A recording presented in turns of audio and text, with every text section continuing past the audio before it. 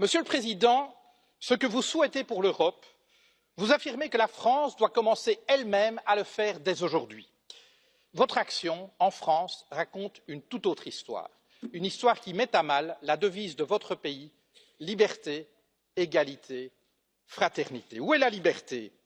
Lorsque vos citoyens peuvent être surveillés, assignés à résidence et perquisitionnés sur de simples soupçons de la police. Où est la liberté lorsque des policiers armés débarquent au petit matin pour arrêter un groupe de jeunes dont le seul tort serait d'avoir occupé pacifiquement un chantier? Ma fille en était. Elle fut emmenée devant son fils de 2 ans, loin de chez elle, pour subir pendant toute une journée un interrogatoire. Dans votre France, l'état de droit garant de nos libertés s'éloigne jour après jour. Liberté, égalité.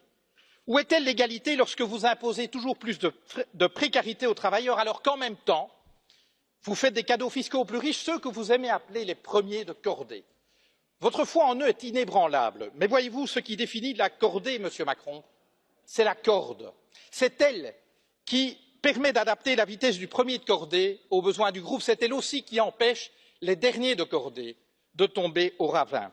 Mais dans nos sociétés, Monsieur le Président, cette corde n'existe plus. Les riches s'enrichissent, les classes moyennes stagnent et se précarisent, et les plus fragiles sont abandonnés à leur sort. Liberté, égalité, fraternité. Est-ce au nom de la fraternité que vous vendez des armes à des régimes qui les retournent contre leur propre population ou contre leurs voisins? Où est-elle cette fraternité lorsque votre police lacère tente ses sacs de couchage de migrants? Procédures expéditives, recours non suspensifs, détentions administratives, voilà les ingrédients de votre projet de loi sur l'asile et l'immigration. Contenir et refouler plutôt qu'accueillir des êtres humains en exode forcé. Liberté, égalité, fraternité. Au pays de l'accord sur le climat, je rajouterai un 4e terme, durabilité.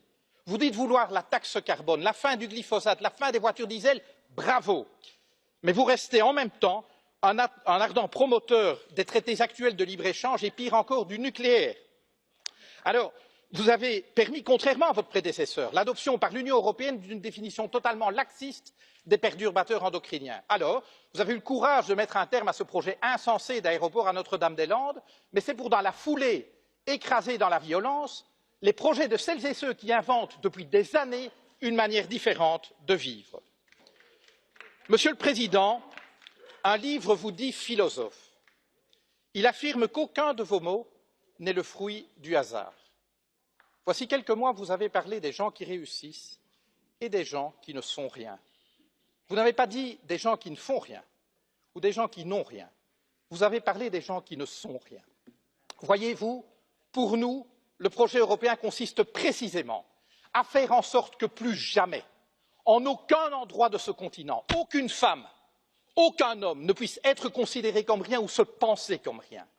Car considérer des êtres humains comme rien, c'est permettre de leur faire subir n'importe quoi, et cela, nous ne l'accepterons jamais.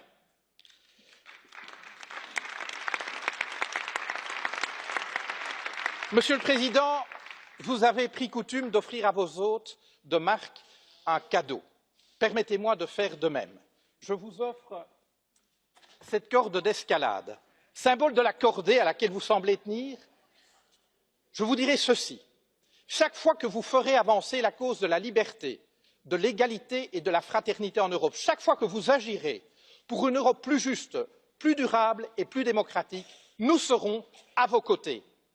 À défaut, vous nous trouverez sur votre route. Je vous remercie.